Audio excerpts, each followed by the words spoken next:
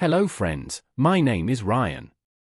I'm going to tell you a story named The Blind Visionary: How Erik Weihenmayer Conquered Everest, which is a very amazing story full of twists.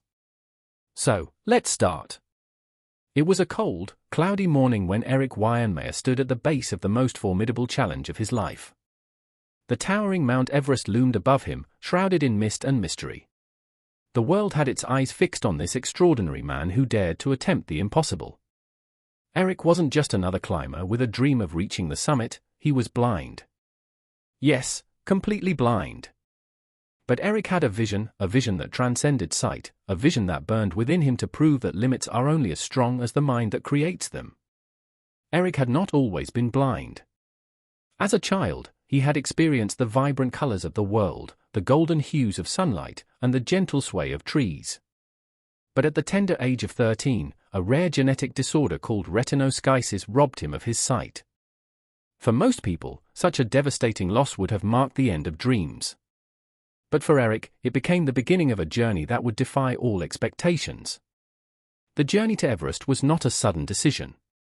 It had been years in the making. Erik had spent countless hours training, scaling lesser peaks, and preparing his mind and body for the grueling challenge. He surrounded himself with a team of dedicated individuals who believed in his vision. Among them was Jeff, a seasoned mountaineer and Erik's closest friend, who had been with him through thick and thin. As Erik's team ascended the mountain, each step brought new challenges.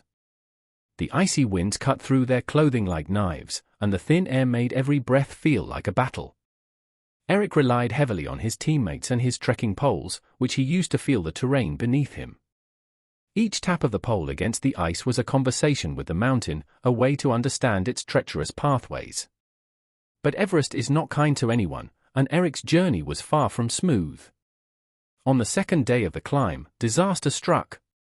One of the climbers in their group, a young man named Alex, slipped on an icy ledge and broke his leg. The team was faced with a difficult decision: turn back to help Alex or press on.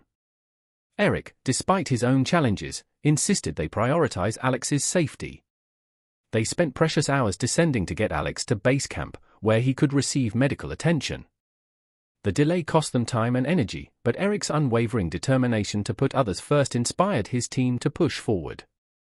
Days turned into weeks as the team slowly made their way up the mountain. The higher they climbed, the harsher the conditions became. Erik's body screamed in protest, but his spirit remained unyielding. Each night, as they set up camp, Erik would sit with his teammates, listening to their stories and sharing his own. He spoke about his childhood, his struggles with blindness, and his relentless belief that the human spirit could overcome any obstacle. His words had a way of igniting a fire in the hearts of those around him.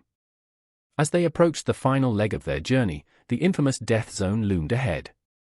This was the part of the climb where oxygen levels were dangerously low, and even the most experienced climbers could succumb to the mountain's wrath. Erik's team was nervous, but Erik himself radiated a calm determination. He knew the risks, but he also knew the rewards, not just for himself, but for everyone who looked up to him as a symbol of hope. The final push to the summit was nothing short of harrowing. The air was so thin that every step felt like an eternity.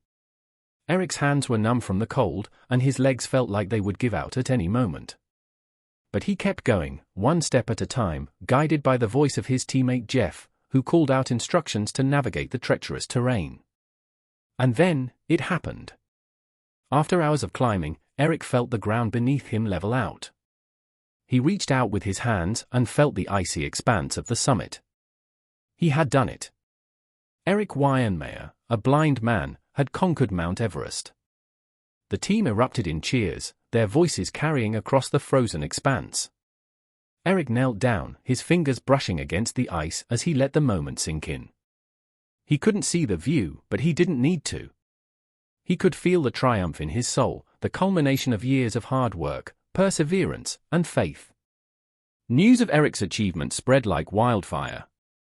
People around the world were awestruck by his incredible feat. He became a symbol of hope for millions, proving that no obstacle is insurmountable if you have the courage to face it head-on. Erik's story didn't end on the summit of Everest. It was just the beginning of a new chapter. He went on to inspire countless others through his speeches, books, and advocacy for people with disabilities. His message was clear: limitations exist only in the mind. So, my friends, let Erik's journey be a reminder to us all. No matter what challenges you face, no matter how impossible your dreams may seem, remember that the human spirit is capable of extraordinary things. And if Erik could conquer the tallest mountain in the world without sight, imagine what you can achieve. If you found this story inspiring, don't forget to like, share, and subscribe to our channel. We'll be back with more amazing tales that will leave you in awe. Until next time, take care and keep believing in yourself.